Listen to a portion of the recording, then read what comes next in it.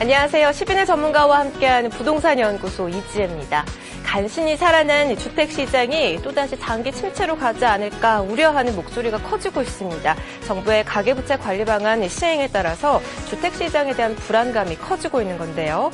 대출 의존도가 높은 부동산 시장의 특성상 대출 규제는 주택시장의 위축으로 이어질 수밖에 없겠죠. 미국 금리 인상 등 경제 여건 악화와도 맞물린다면 그 여파는 작지 않을 것으로 보입니다. 자, 12월 15일에 전해드리는 부동산 연구소 지금 시작하겠습니다. 먼저 오늘 함께해 주실 전문가 소개해 드릴 텐데요. 국제투자연구소의 한능빈 팀장님 모셨습니다. 팀장님 안녕하세요. 네, 안녕하세요. 한능빈입니다. 네, 반갑습니다.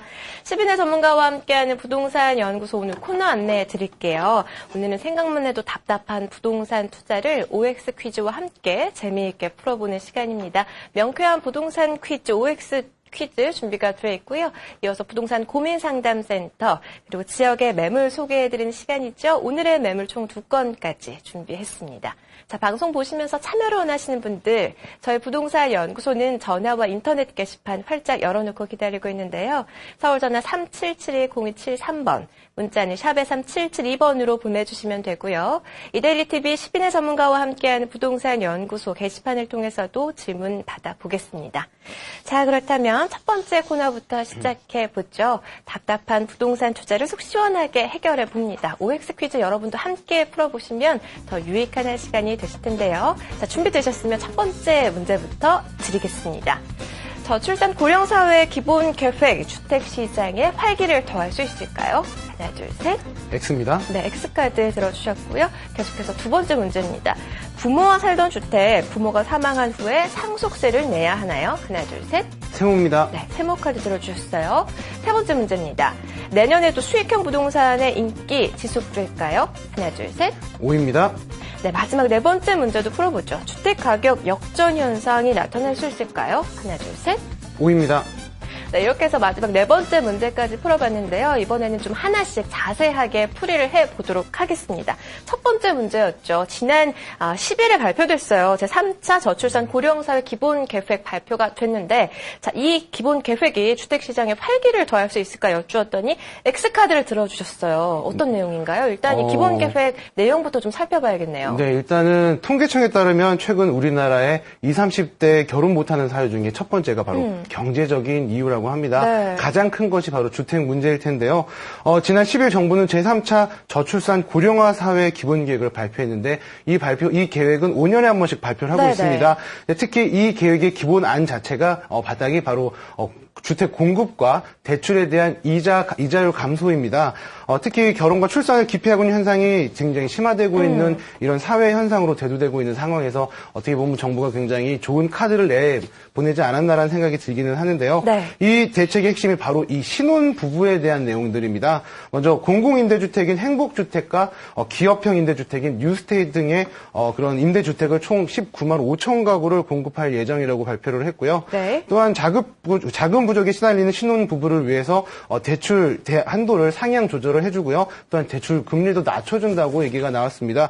그래도 또 이렇게 대출 금리 자체가 낮아지고 대출 한도가 높아지다 보니까 사람들이 주택을 또 구매할 수 있는 여력이 생기지 않나라는 그렇기 때문에 주택 시장에 활기가 더해지지 않나라고 또 생각을 하실 수가 있는데요. 일단은 저는 X를 들었습니다. 먼저 이 대책에 대해서 살펴봐야 될 텐데요. 이 행복주택의 경우 입주 대상이 신혼부부와 사회 초년생 그리고 대학생을 중심으로 기본 거주 기간은 6년입니다.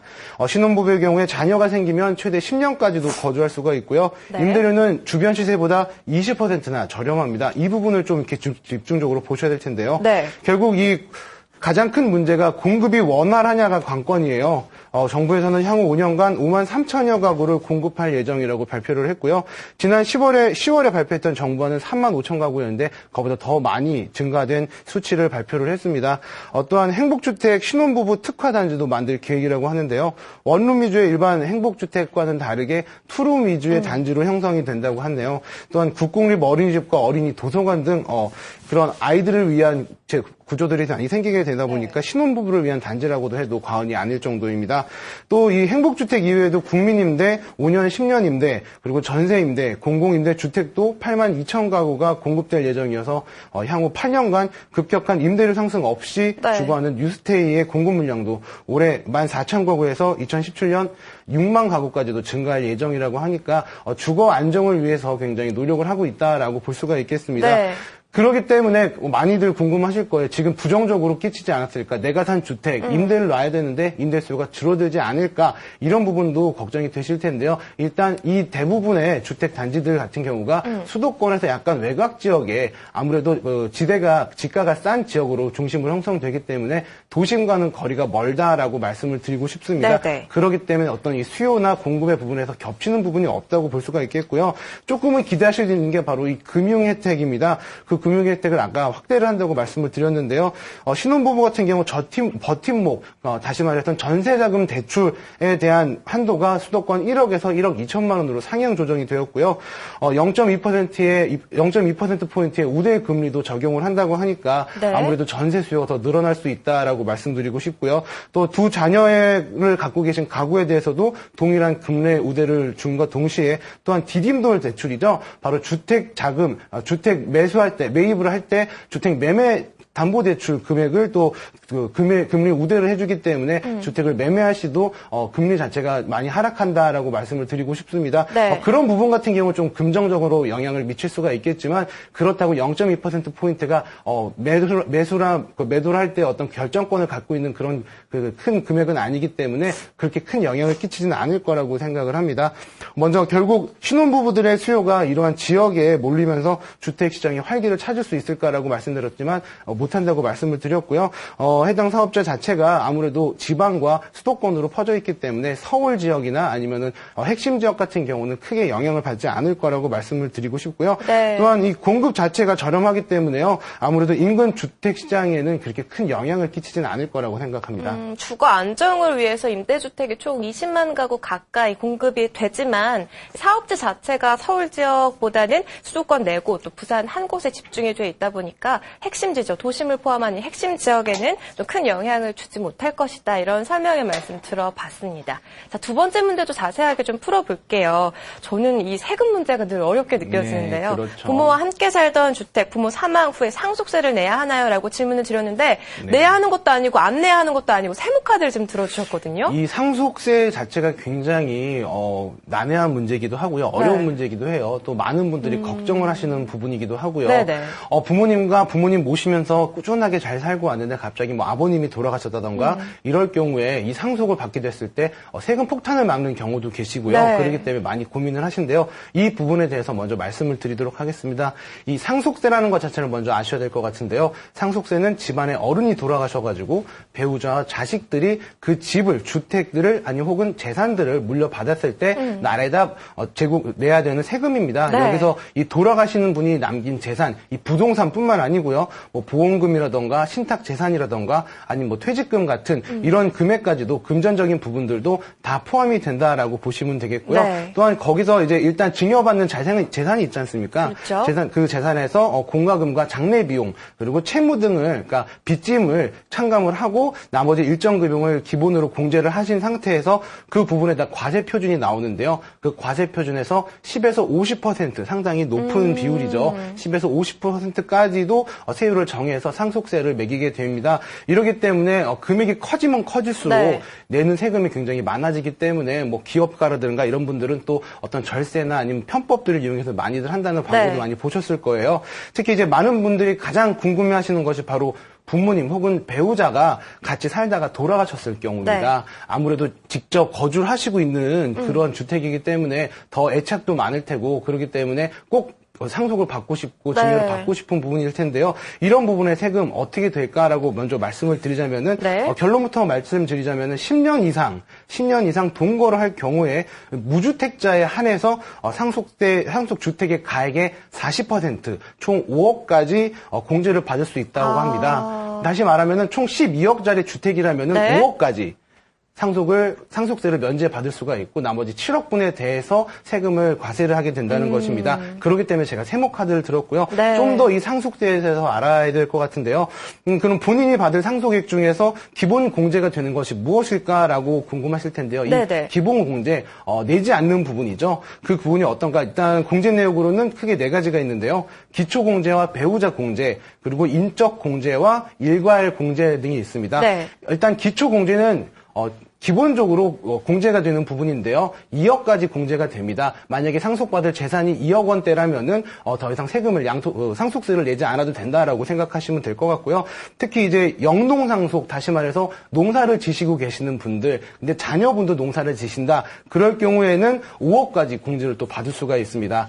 특히 이제 배우자가 생존해 있는 경우에는 최소 5억에서 최대 30억까지 배우자 공제가 진행이 되고요. 네. 다시 말해서 또 기타 인적 공제도 말씀드렸는데 1인당 3천만 원의 자녀 공제가 있습니다. 자녀들에겐 3천만 원까지 무상으로 상속이 되고요. 미성년자일 경우에는 20세가 되는 해까지 500만 원을 곱해서 그 자녀 연수 곱하기 500만 원을 곱해서 세금이 면세가 되고요. 또 1인당 3천만 원의 연로자 공제, 나이가 드신 분들 같은 경우는 예를 들면 자녀분이 돌아가셨을 때 아버님이 받을 수 있는, 부모님이 받을 수 있는 공제는 1인당 3천만 원까지가 되고요.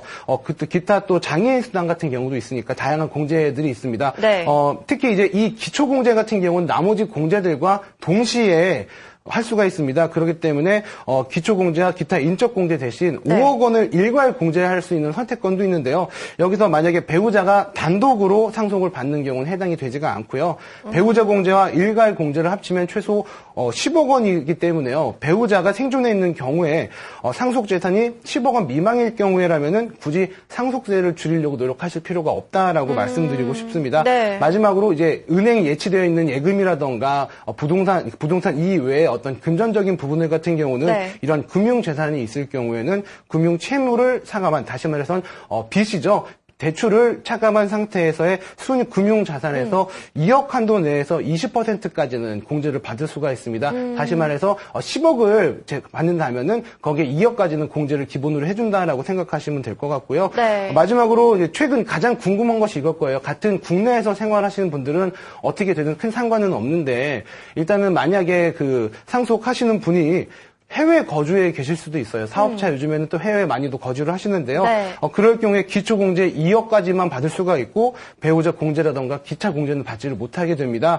그렇기 때문에 아무래도 국내 재산이 많은 분들 같은 경우는 해외에서 장기 체류를 할 경우에 아무래도 상속세를 과도하게 부담이 될 경우도 있으니까요. 그런 부분을 잘 이렇게 유념하시고 또 상속세나 이런 부분들을 잘 절ям을 하셔가지고 최대한 그 본인이 받을 수 있는 금액을 좀 더 늘리시기를 바랍니다. 네, 세금 문제 제가 앞서서도 좀 어렵다고 이렇게 말씀드렸는데 사실 이런 부분 복잡하지만 잘 참고를 하셔야 될 것 같아요. 상속세는 과세 기준에 따라서 10에서 50%까지의 세율을 적용한다고 하니까요. 본인이 해당되는 내용을 잘 따져보셔야겠습니다. 자, 이번에는 세 번째 문제도 자세하게 풀어보도록 하죠. 내년에도 수익형 부동산 인기가 이어질까요? 라고 질문을 드렸어요. 사실 올해 사상 초저금리가 유지가 되면서 차익형보다는 수익형 부동산의 인기가 굉장히 높아졌거든요. 네, 근데 이러한 인기가 내년에도 지속된다는 말씀이신가요? 일단은 먼저 보셔야 될 것이요. 바로 올해 물론 아나운서님께서 말씀하셨던 저금리 기조에 의한 수익형 부동산에 대한 관심도 굉장히 높았고요. 또한 이제 주택 임대 사업자에 대해서 올해 말까지 한시적으로 세금 지원을 해줬습니다. 그렇기 때문에 아무래도 취득세라던가 이런 부분들의 혜택 때문에 더 많이들 하셨는데 지금 올해 말까지가 원래는 그 마지막 기간이었습니다. 하지만 최근 들어서 발표된 게 앞으로 3년을 더 유지를 하고 연장을 하겠다라고 발표를 했습니다. 이러한 국회 통과로 인해서 오피스텔이라던가 도시형 생활주택 등 주거용으로 사용하고 있는 수익형 부동산에 대한 관심도 계속 지속이 될 거라고 생각이 들고요. 이럴 때일수록 수익형 부동산 어디에 투자를 해야 될까 굉장히 궁금하실 거고 옥석 가리기가 굉장히 필요하다고 생각을 합니다. 아무래도 뉴스를 계속 보시던가 아니면 부동산 연구소를 꾸준하게 시청하신 분들 같은 경우는 오피스텔 오피스텔의 수익률 감소라던가 이런 부분에 대해서 많이 들어보셨을 거라고 또 생각하기 한 가지 때문에요. 궁금한 거는 전문가님, 정부의 가계부채 관리 방안이 또 이렇게 수익형 부동산 시장에 어떤 영향을 미칠지도 궁금하거든요. 일단 정부의 그 가계부채에 대한 방안 같은 경우 아무래도 가장 큰 부분이 많은 수익형 부동산을 갖고 계신 분들이 레버리지 효과를 위해서 네. 이 대출 비율을 굉장히 높여놨습니다. 그렇기 때문에 보이는 수익률은 굉장히 높고 또한 정부 그 기준 금리 자체가 낮았기 때문에 아무래도 사람들은 이제 그 차 갭이 굉장히 넓기 때문에 네. 대출을 활용할 수밖에 없었는데요. 지금 현 시점에서는 가계대출에 대한 방안 같은 경우는 내년부터 시작을 합니다. 그렇죠. 그렇기 때문에 기존에 하셨던 분들은 큰 해당이 없고요. 내년 같은 경우는 그런 부분이 굉장히 애매하게 되실 겁니다. 그렇기 때문에 네. 투자 전략을 잘 세우셔야 되는데요.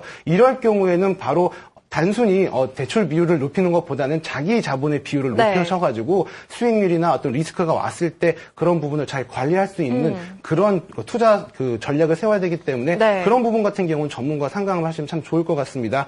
다시 또 이제 수익형 부동산에 대해서 넘어오겠는데요.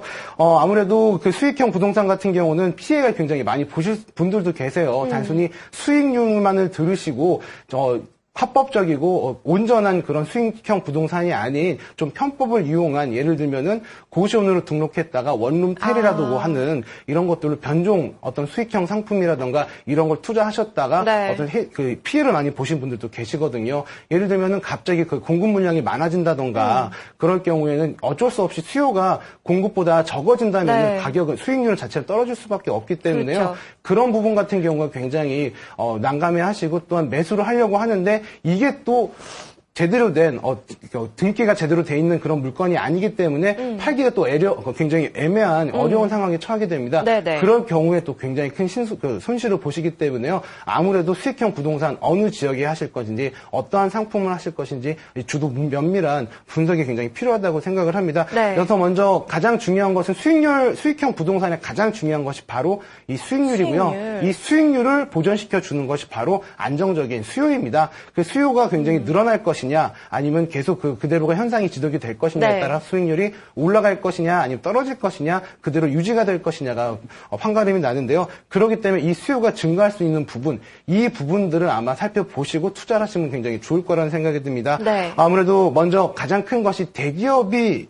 입주를 하거나 아니면 투자를 하는 지역을 보시면 상당히 좋을 것 같습니다. 네. 아무래도 대기업이 들어가다 보니 거대 일자들이 많이 생깁니다. 그렇기 때문에 그 지역의 인구가 더욱더 증가할 수밖에 네. 없고요. 또 주택 가격도 따라서 올라갈 수밖에 없습니다. 그렇기 때문에 수익형 부동산도 단순히 수익률 상승뿐만 아니고 그에 따른 시세 차익도 기대할 수 있다라고 말씀드리고 싶고요. 네. 다음은 대학가 상권입니다. 아무래도 대학가의 상권 같은 경우는 그 기숙사 자체가 굉장히 부족한 현상을 갖고 있습니다. 그래서 인근에 있는 원룸이라던가 수익형 부동산들의 가격이 굉장히 수익률도 높고 잘 팔리고 거래가 잘 되고 있는 상황인데요. 네. 이런 대학가 상권을 많이 또 좋아하시는 이유 중에 한 개가 대학생들이 직접 월세를 내지가 않습니다. 지방에서 자식을 서울로 보낸 분들, 그분들의 부모님께서 직접 월세를 제공을 네. 하시기 때문에요. 매우 또 안정적인 수익률이 또 안정적인 수입이 또 보장이 되기 때문에 굉장히 좋다고 생각을 하고요. 그 다음에 역세권을 보시면 좋을 것 같습니다. 뭐 역세권이라 하면 다들 아실 거예요. 역세권이 좋다라는 건 기본으로 다 아시고 또 최근 들어서 오피스텔이라던가 기초 다양한 수익형 부동산 같은 경우는 역세권 위주로 가시기 때문에요. 그 부분을 보셔야 되는데 단순히 역 근처에만 있다라고 해서 단순히 무턱대고 하시지 말고요. 예를 들면은 노선에 따라서 굉장히 선호도가 다릅니다. 2호선이라던가 7호선이라던가 아니면 3호선이라던가 9호선 같은 경우는 중심 업무 지역과 주거 지역을 공통으로 지나가기 때문에 굉장히 수익이 잘 좋은 위치에 있다라고 말씀드리고 싶고 그런 네. 노선들을 기억하시면 좋을 것 같습니다. 마지막으로 행정타운 조성 지역도 굉장히 임대 수요가 풍부한데요. 간단하게 말씀드리면 도청, 시청, 법원, 세무서 같은 것이 들어간다면은 거기에 있는 공무원뿐만 아니고 거기에 관련되어 있는 업무 종사자들, 법무사라던가 세무사라던가 이런 많은 사람들이 들어가기 때문에요. 그 지역의 임대 수요도 굉장히 풍부해진다라고 생각하시면 됩니다. 네. 그렇기 때문에 수익형 부동산은 또 한 가지 더 보셔야 될 것이 바로 이 트렌드에 굉장히 민감한 그런 상품입니다. 그렇기 때문에 어떻게 상권이 바뀌느냐, 어떻게 주거 지역의 형태가 바뀌느냐, 공급 물량이 바뀌느냐에 따라서 굉장히 수익률이 변동이 심한 그런 상품이기 때문에요. 앞으로 어떤 수요가 증가를 할 수 있는지를 먼저 분석을 하시고 그다음에 투자를 하시면은 투자에 성공을 할 수 있을 거라고 장담할 수 있겠습니다. 네, 수익형 부동산의 경우 수익률이 관건이기 때문에 많은 수요가 늘어날 수 있는 그런 지역을 위주로 좀 꼼꼼히 분석하신 이후에 투자를 하셔야 된다. 이런 노하우 알려주셨습니다. 자, 계속해서 오늘 마지막 문제도 좀 자세히 풀어보도록 하죠. 주택가격 역전 현상 나타날 수 있을까요? 라고 질문 드렸는데 5카드를 들어주셨거든요. 사실상 이 평형대가 클수록 가격대가 높다는 게 일반적인 상식인데요. 그렇죠. 지금 소형주택의 인기가 높아지면서 이게 좀 역전 현상이 일어날 수도 있다. 이런 말씀이신 건가요? 네, 실제로 지금 일어난 지역까지도 생겼습니다. 저도 너무나도 놀랐는데요. 네. 이게 과연 아무래도 이 조달 원가, 다시 말해서 집을 짓는 원가라는 게 있기 때문에 그 금액만큼에 대한 비율에 의해서 가격이 측정이 되는 거고 네. 그렇기 때문에 앞으로 뭐 재건축을 한다던가 이럴 경우에도 대지 지분의 또 사이즈도 다르기 때문에 네. 금액대 자체가 차이가 날 수밖에 없는데 굉장히 기현상이죠. 그렇죠. 매매 가격이 역전이 됐고 다시 말해서 비슷한 평형대 예를 들면은 30평대 초반과 30평대 후반의 아파트의 매매 가격이 30평대 초반대가 더 비싸게 나타나는 현상까지도 나타나기도 시작했고요. 네네. 전세 금액도 25평형대 아파트보다 32평형대 아파트가 더 저렴하게 전세가 나가는 그런 현상도 생겼습니다. 네. 그렇기 때문에 역전 현상이 가능도 하다라고 말씀드리는데 이런 현상은 굉장히 독특한 케이스입니다. 네. 예를 들면은 대전시로 먼저 말씀을 드리겠는데요. 이 대전시 같은 경우는 매매 가격 역전 현상이 일어났습니다. 네. 굉장히 놀라운 현상인데요.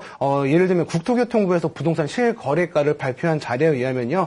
대전 유성구의 계산동에 오투가란데라는 아파트가 있는데 전용 면적 92.89형이 3억 490만 원에 거래가 됐는데 이보다 큰 전용 면적 103.37제곱미터가 500만 원 싼 3억 원에 거래가 되었습니다. 굉장히 이례적인 일이고요. 네. 또한 유성구 상대동의 트리플시티 같은 경우는 전용 면적이 119.87제곱미터형인데 5억 3,250만 원에 거래가 됐는데요. 이보다 큰 139.09제곱미터, 약 20제곱미터가 큰 평형인데도 불구하고 이보다 400만 원 정도 거래만 5억 2,900만 원의 거래가 형성이 되었습니다. 너무나도 놀라운 일이고요. 또한 이러한 역전 현상이 왜 그렇게 됐는가라고 네. 분석을 해보면은 주택 거래량 때문에 문제가 있는데요. 올 1월 달부터 10월 달까지 주택 거래량을 봤을 때 전년 대비 전국 평균이 22.5%, 네. 서울은 53.6%로 굉장히 늘었습니다. 하지만 이 대전은 4.9%밖에 늘지가 않았습니다. 그 원인은 아무래도 인근의 세종시로의 인구 유입으로 인한 네. 현상으로 볼 수가 있는데요. 세종시로의 인구 유입에서의 40%가 대전에서 유입이 됐다라는 분석이 나왔습니다. 네. 또한 대전에서 집값 역전 현상이 일어났다면 세종시에서는 전세값 역전 현상이 일어났는데요.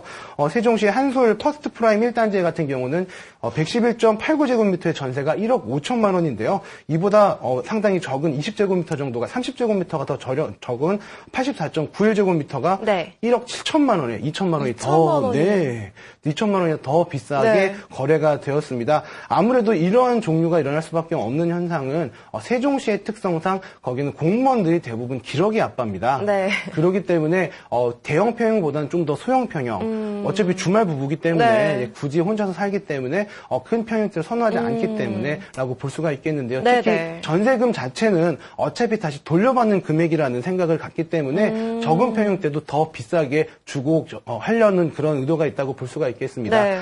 물론 이 두 지역 같은 경우는 굉장히 독특한 현상입니다. 그렇기 때문에 일반적으로는 나타나지 않는 현상인데요. 여기서 한 가지 우리가 교훈으로 삼아야 될 것이 있습니다. 네. 바로 이 지역 분석의 중요성입니다. 세종시와 대전시 이 두 지역 같은 경우는 아무래도 다른 지역과 함께 동일하게 서형 평형대는 더 싸게, 대형 평형대는 더 비싸게 분양이 된 지역임에도 불구하고 네. 이런 매매가가 역전되고 전세가가 역전됐다. 이 전세가가 역전됐다 하면요.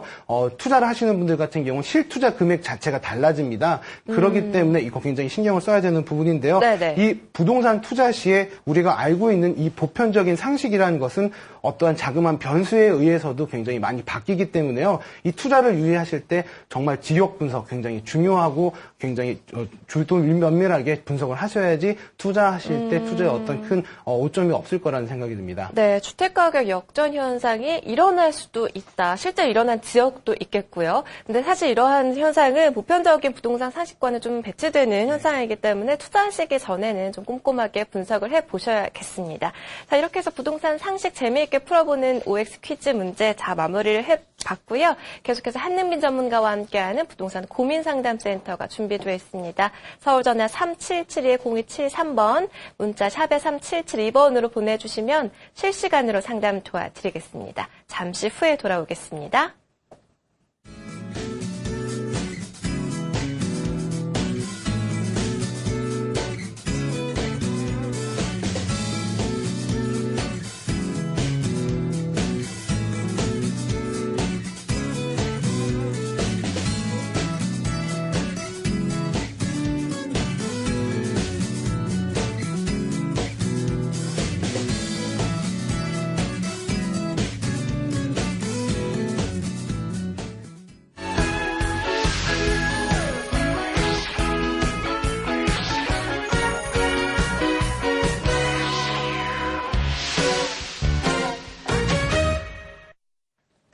네, 부동산 고민상담센터 화요일엔 한능빈 전문가와 함께하겠습니다. 참여 방법 안내해드릴게요. 서울전화 3772-0273번, 문자는 샵에 3772번으로 보내주시면 되고요. 인터넷 홈페이지를 통해서도 질문 남겨주시면 실시간으로 상담 도와드리겠습니다. 방송 중에 상담에 대한 답변과 전문가 의견은요, 여러분 투자하실 때 참고사항이니까요. 시청자 여러분의 신중한 판단을 당부드리겠습니다. 자, 시청자 고민상담 본격적으로 시작합니다. 첫 번째 실시간 전화 연결되어 있는데요. 바로 받아보죠. 여보세요? 네, 안녕하세요. 네, 시청자님 안녕하세요. 예. 반갑습니다. 어떤 내용 궁금하신가요? 예, 저 삼성의 원흥역 프루지오 주상복합 아파트를 분양했는데요. 네. 실거주로 일단 해놨는데 시세 차익을 볼 수 있는지 한번 여쭤보려고 전화드렸거든요. 거주의 목적 그리고 투자 목적까지 좀 같이 가져가고 싶으신 것 같은데요. 향후 전망에 네. 대한 전문가 의견을 한번 들어보도록 하겠습니다. 네. 팀장님 좀 네. 설명해 주시죠. 시청자님 안녕하세요. 예, 안녕하세요. 네, 지금 삼성역 인근에 있는 삼성 프루지오 네. 아파트를 분양을 받으셨다고요. 네. 네네, 일단은 삼성역은 어떻게 선택을 하시게 되겠죠? 저희가 지금 신랑이 네. 회사가 파주인데 지금 운정 살고 있는데, 네. 제가 운정에서 이제 삼성으로 가려고 일단 알아보던 중에, 네. 예, 요거 공고가 나와서 저희가 청약을 하게 됐거든요. 네. 예. 일단은 축하드려요. 선택 잘하셨어요. 그래요? 네, 올 작년 말까지만 해도 삼성지구 같은 경우는 굉장히 미분양도 많이 됐었고 그렇기 때문에 우려 섞인 목소리도 많았었는데요. 네. 지금 현재는 삼성 지역에 삼성지구 같은 경우가 굉장히 인기가 많아졌고 또한 또 분위기도 상당히 좋아지고 있습니다. 네, 그렇기 때문에 잘했다고 말씀을 드리고 싶고요. 지금 프루지오 같은 경우가 위치가 대략 지금 삼성역, 원흥역 바로 앞에 위치해 있는 거죠. 네네. 지금 빨간 표시로 제가 해드렸는데요. 이 지역 같은 경우는 역과도 굉장히 근접해 있고요. 또한 이 원흥역 자체가 과거에는 그 교통 부분이 굉장히 불편했어요. 이 삼성지구 자체가. 그렇기 때문에 서울과의 근접성이 굉장히 뛰어났었지만 이 교통 인프라가 굉장히 적었기 때문에 아무래도 사람들이 외면했던 부분이 있는데요. 일단은 이 지역 같은 경우는 교통 호재들이 많이 있습니다. 예. 네, 2017년 착공되는 GTX도 있고요. 그다음에 백석 신사간의 고속도로는 내년 말을 개통을 목표로 해서 지금 공사가 열심히 진행 중에 있고요. 그다음에 이제 삼성지구 자체가 이걸 보셔야 되는데요. 지금 만들어지고 있는 그러한 지구입니다. 네. 네, 그렇기 때문에 앞으로의 발전 가능성이 있다라고 말씀드리고 싶고요. 네네. 지금 얼마의 분양을 받으셨다고 하셨죠? 4억 7,100으로 분양받았거든요. 4억 7,100. 7,100만 원이요. 예. 지금 인근에 있는 아파트들 시세는 혹시 아세요? 2011년이나 2013년쯤에 분양이 되었던 아파트들이요. 예, 아이파크 2차가 네. 5억 초반으로 알고 있거든요. 5억, 네. 5억 천 정도요. 네, 예. 네. 그러니까 제가 그거를 말씀드리고 싶어요. 지금 기존에 들어갔던 주택들 자체도 가격이 많이 오른 상태고요. 네네. 아무래도 2년에서 3년 정도의 텀이 있음에도 불구하고 신축이잖아요. 예. 이 신축에는 불구하고 분양가가 상대적으로 저렴해요. 그래요? 그렇기 때문에 인근에 있는 아파트들만큼 아니면 더 많이 가격이 오를 수 있는 여지가 충분합니다. 그래요? 근데 네. 주상복합이라서 네. 아파트보다는 네. 좀 오르기가 쉽지 않을 것 같아서. 하지만 제일 중요한 건 네. 입지 여건이거든요. 아, 네, 입지 여건이 굉장히 좋고요. 또한 네. 아파트보다 더 덜 올라가지 않을까라고 생각을 하시는데 이런 부분 같은 경우는 아무래도 재건축 단지들이나 이런 데들이 어떤 네. 대지 지분이라던가 이런 부분으로 봤을 때 그렇게 평가가 되는 거고요. 아, 이런 예. 예, 신축 아파트 같은 경우 아, 네, 예. 그러기 때문에 좋은 선택하셨다고 말씀드리고 싶습니다. 아, 예, 감사합니다. 네. 네, 네. 지역적인 개발 가능성이 크기 때문에 전문가 보유 의견 들어봤습니다. 잘 참고해서 결정하시면 되겠고요. 더 추가적으로 궁금하신 내용 있으면 언제든지 저희 부동산 연구소로 연락 주시면 되겠습니다. 자, 다음 상담 전화 연결해 보죠. 여보세요? 네, 여보세요? 네, 시청자님 안녕하세요. 네, 안녕하세요. 반갑습니다. 어떤 내용 궁금하신가요? 아니, 저 지금 김포에 살고 있는데요. 네네. 여기 구례동 쪽에, 그러니까 김포 한강 신도시 구례동 쪽에 네. 반도 요구라 오차를 그냥 모델하우스를 좀 갔다 왔거든요. 네네. 그래가지고 이제 그쪽이 좀 어떤가 해서 전망이. 네, 구례동의 아파트 지금 매수를 생각하고 계신 것 같은데요. 특별히 본 네네. 아파트가 있으신가요? 그러니까 그쪽 이제 그러니까 구례역 쪽에 네. 그 반도 요구라 오차. 네. 네, 그쪽 한번 보고 왔었거든요. 네. 그래서 그쪽 보니까 역 근처더라고요. 그래서 구례동 쪽이 어떤가 해서 좀 궁금해서 전화를 드렸거든요. 지역적인 전망이 궁금하신 것 같은데요. 실거주 목적으로 살펴보고 계신 건가요? 그러니까 네, 전화 연결 네. 상태가 조금 좋지 못한 것 같은데요. 저희가 전문가 연결해서 상담 도와드리겠습니다. 시청자님 안녕하세요. 네, 안녕하세요. 네, 일단은 김포 한강 신도시에 관심을 가지게 되신 동기가 어떻게 되시나요? 제가 일단 지금 김포에 살고 있고 네. 지금 이제 전세 살고 있는데 좀 집을 이사를 가고 싶어서 네. 그래서 지금 제가 좀 계속 알아보고 있는 중이거든요. 거주지 인근이기 때문에 김포 네. 한강 신도시를 보시게 됐다고 말씀을 하셨고요. 김포 네. 한강 신도시 지도를 보면서 먼저 설명을 좀 드리도록 할게요. 네. 이 김포 한강 신도시의 특징을 아셔야 되는데요. 김포 한강 신도시는 동과 서로 약간 퍼져 있게 분석이 되어 있습니다. 그렇기 때문에 이 한강 신도시 자체가 서울과의 근접성이 굉장히 차이가 나게 돼요. 네. 네, 그렇기 때문에 구례동 같은 경우는 서쪽에 위치해 있기 때문에 아무래도 그 서울과의 근접성이 떨어집니다. 네네. 그러면서 지금 구례역을 말씀을 하셨는데요. 네. 이 구례역 같은 경우도 김포공항에서 구례동까지 이어지는 노선인데 네. 일단은 이 한강신도시 내에서 보시면은 운양동이라고 있어요. 네. 한강신도시 가장 오른쪽 동네죠. 네. 가장 왼쪽 동네가 구례동이고요. 네. 네, 그런데 운양동 같은 경우는 서울과의 근접성 같은 경우 한 서울 김포공항까지 대충 한 19분 정도 나오고 구례동 같은 경우는 구례역에서 김포공항까지 이어지는데 28분 정도가 걸려요. 네. 대충 한 9분 정도가 거리가 나는데 여기에 차이가 납니다. 금액 차이가. 이 서울과의 근접성 이 부분 때문에 차이가 나는데요. 일단은 이 한강지구 지금 말씀하신 구례동 같은 경우가 일단은 얼마에 보셨다고 하셨죠? 36평형이? 36평형이 한 3억, 기준층 3억 7천 정도 받거든요. 네, 3억 8천 대충 그 정도. 1,000만 원이 조금 넘죠? 네. 근데 지금 이 지역 같은 경우는 2011년부터 입주가 시작이 됐어요. 네네. 네, 근데 지금 뭐 인근에 있는 아파트 같은 경우 평균적으로 33평형 기준으로 해서 한 3억 2천만 원 정도에 형성이 되어 있습니다, 가격이.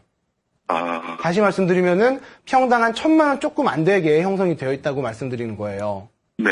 다시 말씀을 드리면은 지금 분양되어 있는 것이 기존에 있는 아파트보다 조금 더 가격이 높게 측정이 돼 있다라고 보시면 되고요. 네. 제가 계속 운양동을 말씀을 드리잖아요. 네네네. 서울과의 근접성도 뛰어나다. 그리고 또 이 가격적인 부분도 볼 수가 있는데요. 네. 인근 같은 경우는 33평형 같은 경우가 4억 정도에 형성이 되어 있어요. 네. 아무래도 구례동보다 가격이 좀 더 높게 측정이 되어 있죠. 네네네. 이게 실거래가 되는 가격을 말씀드리는 거예요. 네, 그만큼 가격이 많이 오른 상태입니다. 네. 같은 그 김포 도시철도라는 개발 호재가 있지만 얼만큼 네. 더 서울과 가깝느냐 이 네. 부분에 의해서 가격이 이렇게 차이가 나고요. 또한 지금 운양동 인근에 있는 아파트들 분양을 하는 것들을 보면은 평균 1,100만 원 정도의 거래가 형성이 되어 있습니다. 분양권 자체가. 네네. 그렇기 때문에 인근 시세만큼 시세보다 조금 더 저렴하다라고 말씀을 드려요. 그렇기 때문에 투자 가치를 본다면요. 실거주도 그렇고요. 네. 아무래도 서울과 좀 더 가까운 운양동 쪽을 선택하시는 게 좋다라고 말씀드리고 싶습니다. 네.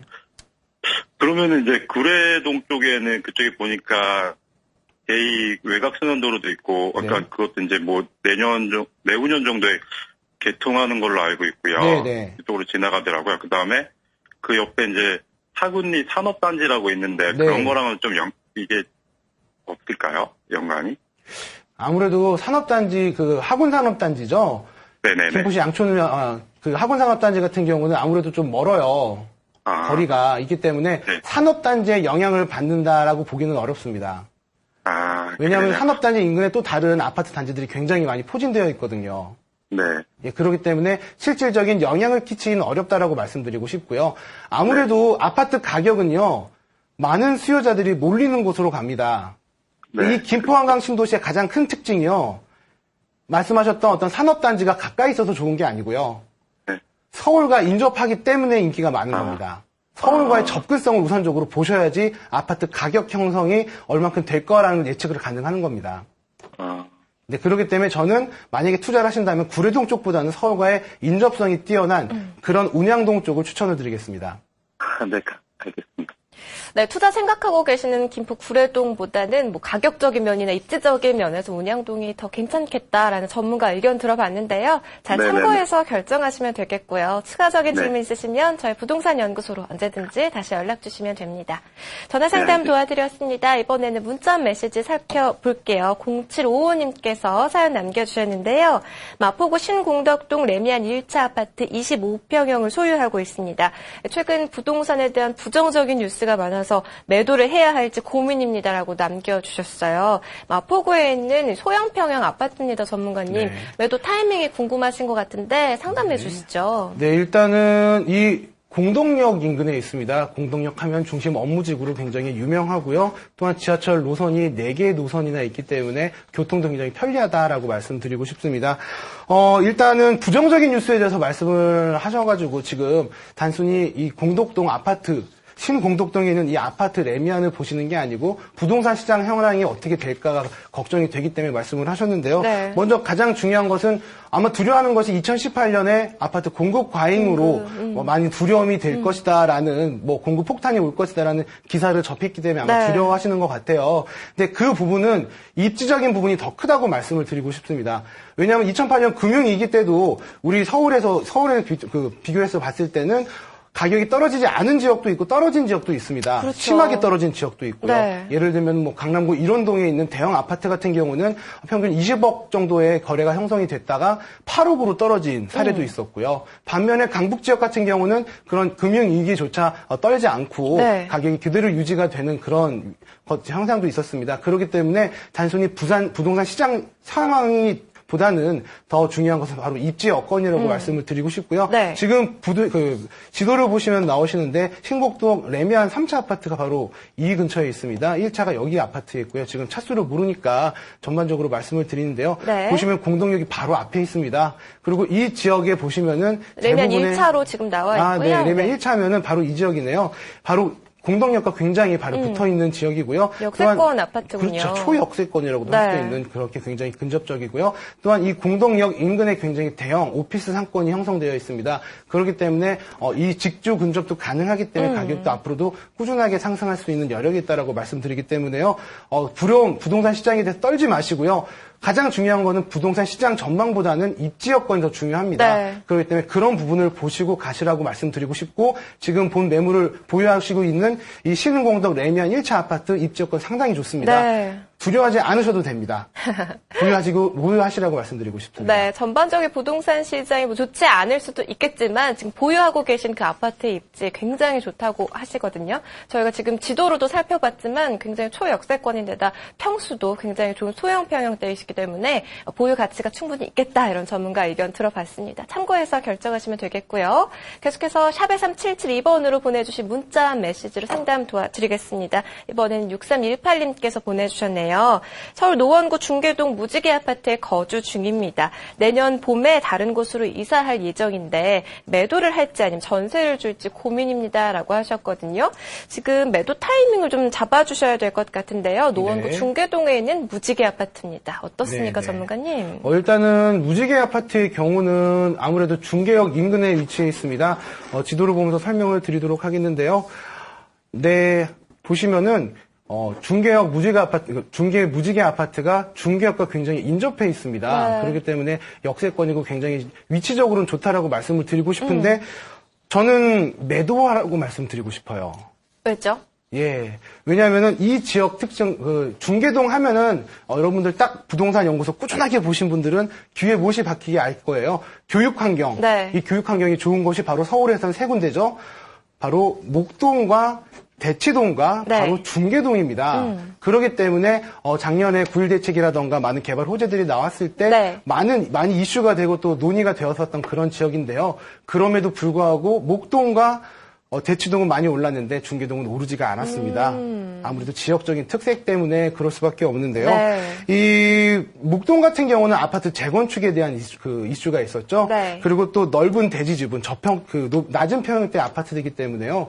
대지 지분이 넓었고요. 그다음에 또 소득 수준이 굉장히 높은 실수요자들이 많은 그런 지역입니다.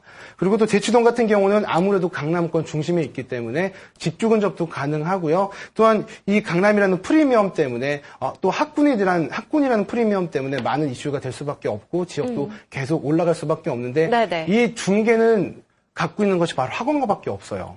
아, 직장이 근접해 있지도 않고요. 네네. 그렇다고 이 평형대 자체가 이 아파트 자체가 높은 중형 아파트이기 때문에 19층 정도가 돼요. 네. 그렇기 때문에 대지 지분도 사실은 기대하기 힘들고 재건축할 게 또 소형 평형대이기 때문에요. 재개발을 기대하기도 많이 어려운 네. 그런 아파트입니다. 그렇기 때문에 여기에는 월세 수요는 상당히 풍부해요. 학원을 보내기 위해서 아니면 학교를 보내기 위해서 네. 이런 부분 전세 수요도 굉장히 풍부하지만 매매 수요가 상대적으로 적습니다. 그렇기 때문에 가격이 올라가지가 않았고 지금 이 지역 일대에 있는 평형대 자체가 17평형 기준으로 2억 초반대 가격이 형성되어 있습니다. 네. 굉장히 낮게 서울임에도 불구하고 교육으로 유명한 지역임에도 불구하고 낮게 평형이 형성이 되어 있기 때문에요. 그렇기 때문에 저는 지금 여기를 보유하시기보다는 팔고 다른 지역에 좀 투자를 하시는 게 더 좋다라고 말씀드리고 싶습니다. 네, 매도 타이밍은 언제쯤으로 잡아보면 좋을까요, 전문가님? 일단은 이 지역 같은 경우 특징이 바로 이제 학군이라기보다는 학원이 굉장히 유명하기 때문에 네. 학생들 많이 오는 임대수요가 풍부한 시기가 굉장히 중요해요. 네. 예를 들면 겨울방학이라던가 여름방학이라던가 방학을 이럴 때, 앞두고. 이때 아니면 이제 네. 학교가 시작할 때 이때 이제 이주 수요가 굉장히 많이 창출이 되니까요. 단순히 봄, 가을에 보통 우리가 일반적으로 알고 있는 이주 시기가 아닌 그런 학생들의 이동이 나타날 수 있는 그런 시기 때 가시는 게 좋다라고 말씀드리고 싶습니다. 네, 매도 시기까지 잡아주셨습니다. 자, 계속해서 샵에 3772번으로 문자 메시지 보내주시면 저희가 방송 중에 최대한 많은 분의 사연 담아내도록 노력하고요. 방송이 끝난 이후에도 전문가 상담 받아볼 수 있도록 도와드리겠습니다. 문자 메시지 하나 더 살펴봅니다. 2889님이신데요. 실거주를 위해서 마곡에 25평형 아파트를 사려고 하는데 가격이 너무 올랐네요. 대출을 받아서 마곡 힐스테이트를 살지 대출 없이 내발산동 수명산 파크를 살지 고민입니다라고 하셨어요. 지금 실거주 목적으로 마곡 인근에 아파트 살펴보고 계신데요. 네. 전문가님 의견은 어떻습니까? 일단은 저는 말씀드리고 싶은 게 내발산동에 있는 위치와 마곡 힐스테이트, 저는 마곡 힐스테이트를 추천드리고 싶습니다. 네. 아무래도 일단은 자금이 3억 8천만 원 정도 있다고 하셨고요. 좀 무리해서 6억을 할 것이냐, 아니면은 4억 초중반에 갈 것이냐라고 하시는데, 일단 아파트, 앞으로 상승 여력이 있는가, 시세 차익을 볼 수 있는가 먼저 보셔야 될 거예요. 네. 시세 차익, 그러니까 실거주를 목적으로 하시니까요. 일단은 실거주에서는 마곡 힐스테이가 좋습니다. 아무래도 신축이다 보니까. 네네. 그런 부분은 어쩔 수가 없고 또 인근에 보시면은 지도를 보시면서 설명을 드릴게요. 마곡 힐스테이트 같은 경우는 지금 대략 이 정도의 위치에 있고요. 네. 그 다음에 내발산동에 있는 수명상파크는 대략적으로 이 정도의 위치에 있습니다. 지도 조금 올려주시면 보기가 네, 편할 것 그럴까요? 같은데요. 네. 역시 두 아파트 모두 그 역세권은 아닌 것 같네요, 전문가님. 역세권은 아니라고 보실 수가 있는데요. 네. 먼저 수명상파크 같은 경우는 인근에 마곡역이 있고요. 마곡 힐스테이트 아파트 같은 경우는 네. 지금 지도상에는 5호선 흥정역밖에 보이지 않지만 네. 좀 더 크게 보신다면은 이 신방어역 9호선까지도 보실 수가 있습니다. 네네. 이 딱 중간에 위치해 있기 때문에요. 또 거리도 한 500m 정도로 역세권이라고 표현할 수 있을 정도의 네. 그런 위치에 있습니다. 그리고 보시면은 정면에 마곡 도시개발지구, 우리가 흔히 말하는 마곡지구가 바로 있기 때문에 어떤 직장인 수요라던가 이런 것들이 풍부하다. 물론 마곡지구 자체가 아직은 형성되려면은 좀 더 시간이 한 4, 5년 정도 걸립니다. 네. 그렇기 때문에 그 부분까지 보신다면 실거주로 봤을 때는 저는 힐스테이트를 먼저 추천을 드리는데요. 네. 물론 지금 보셔야 될 것이 3억 8천만 원이라는 자본입니다.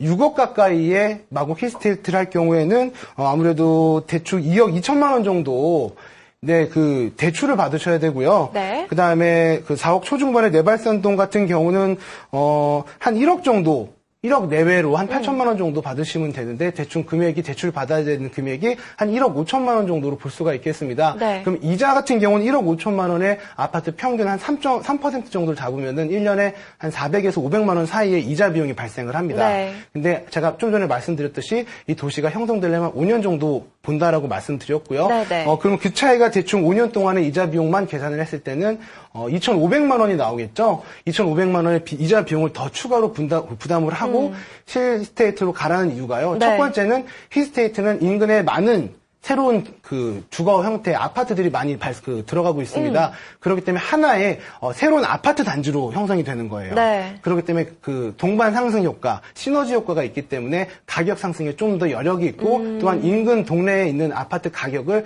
끌어당기는 그런 선도 역할을 하게 됩니다. 네. 하지만 이 수명산파크 같은 경우는 2007년에 입주가 되었는데요. 지금 이제 인근에 또 아파트들이 들어가고 있습니다. 네. 상대적으로 비교가 된다는 거죠. 새로운 아파트들과 기존에 있던 노후 아파트들과 그렇기 때문에 가격이 인근에 있는 아파트와 함께 동시 상승하는 게 아니고요. 인근에 있는 아파트, 새 아파트가 먼저 올라가고 그 다음에 따라 올라가는 네. 역할을 하게 됩니다. 그렇기 때문에 아무래도 가격 차이, 시세 차익을 볼 수 있는 여력 자체가 다르거든요. 그렇기 때문에 저는 실거주 목적이시고 또 이 지역의 특성상 단순히 5호선 하나만 볼 수 있는 게 아닌 5호선과 9호선 동시 또 볼 수 있는 또한 인근에 있는 아파트들과 동시에 나오기 때문에 어떤 시너지 효과를 네. 볼 수 있는 이 힐스테이트, 마곡 힐스테이트를 보시라고 말씀드리고 싶습니다. 거주와 투자의 목적, 그러니까 향후 차이까지 좀 같이 가져갈 수 있기에는 마곡에 위치한 힐스테이트 아파트가 더 낫겠다라는 전문가 의견 들어봤습니다. 자, 문자 하나 더 살펴봅니다. 0525님께서 남겨주셨네요. 성동구 성수동 성수 현대그린 아파트를 매도할지 아니면 조금 더 보유할지 궁금합니다라고 하셨어요. 성수 현대그린 아파트 매수 시기나 가격에 대해서 조금 정보가 없긴 한데요. 전문가님 그렇죠. 매도 타이밍을 좀 알려주시죠. 일단은 지도를 보면서 설명을 드리겠는데요. 성수 현대그린 아파트가 지금 보시는 표시한 위치에 있고요. 인근에는 분당선 서울숲역이 있고 네. 또한 성수역 2호선역이 있습니다. 하지만 실질적으로 걸어서 이동하기는 많이 불편하다라고 말씀드리고 싶고요. 네네. 그래서 역세권이라는 표현은 조금 과하지 않나라는 생각이 듭니다. 이 지역의 특성상 지도를 보면서 설명을 드리겠는데요.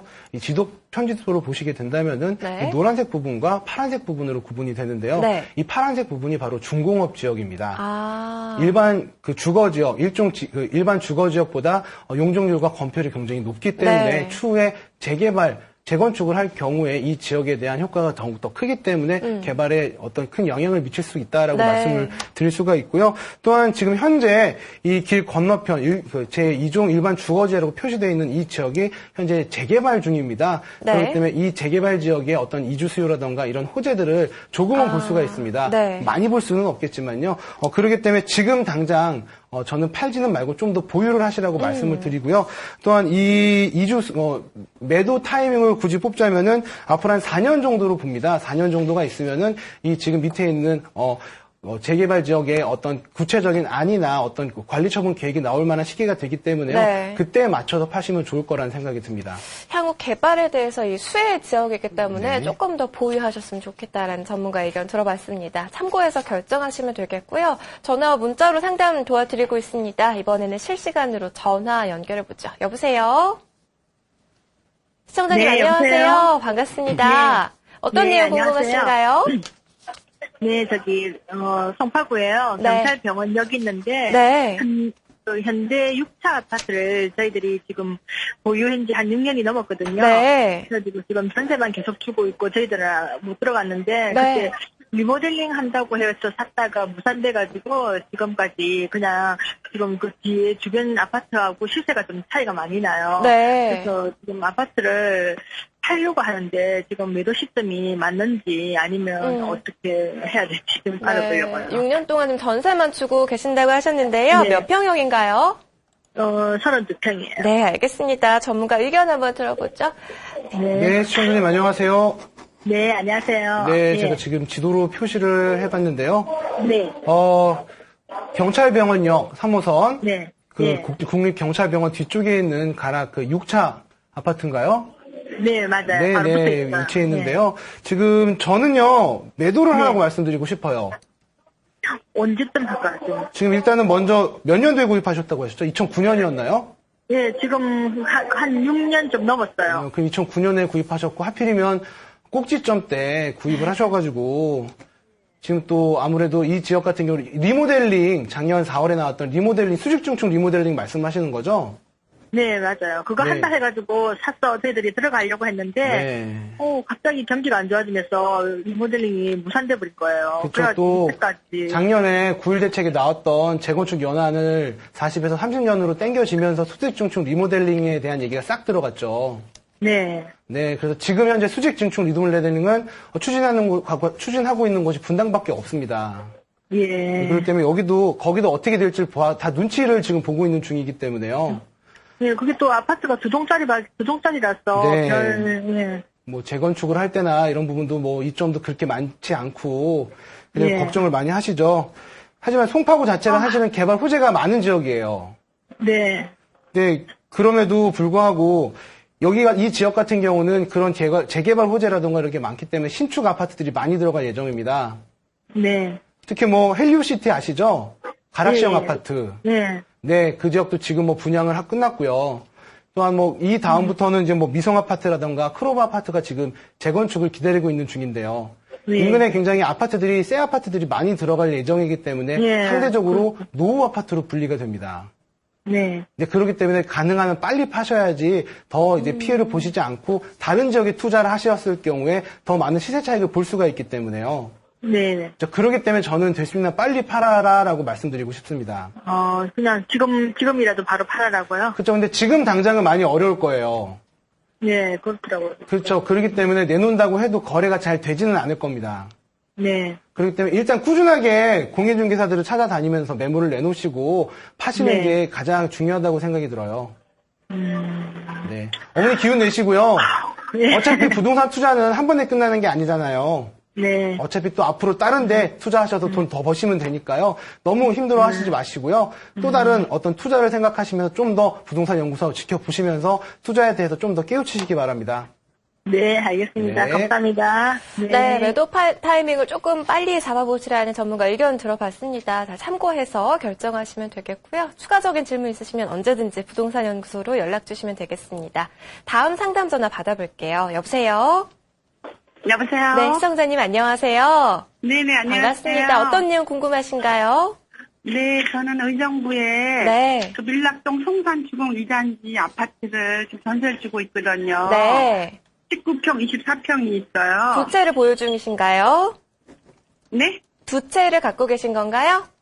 네네. 네. 전세를 주고 있는데요. 지금 이제 다음 이제 2016년도 전세 네. 만기가 돼요. 네네. 그래서 그때 좀 매도를 하고 싶은데 시기가 적절한지요 궁금해서요. 네, 잘 알겠습니다. 고민 내용 들어봤고요. 전문가 의견 한번 들어보도록 하겠습니다. 네. 청장님 안녕하세요. 네네, 안녕하세요. 네, 일단은 두 아파트를 사신 시기가 비슷하네요. 네네, 같이 샀어요. 아, 일단은 거기 처음에 전세가 얼마였죠? 처음에 최초 전세요? 네. 아, 저희가 그 당시에, 24평짜리는요, 네. 9,500이고요. 네. 19평짜리는 한 8,000 정도 됐어요. 현재는요? 현재는 1억 1,500에 있고요, 24평짜리는요. 네. 19평짜리는 1억에 있어요. 1억에 있고 24평형은 1억 1,500에 있고요. 네네. 일단은 매수하신 가격으로 봤을 때는 저는 소액 투자가 성공했다라고 말씀드리고 싶어요. 서울 투자로요? 소액 투자.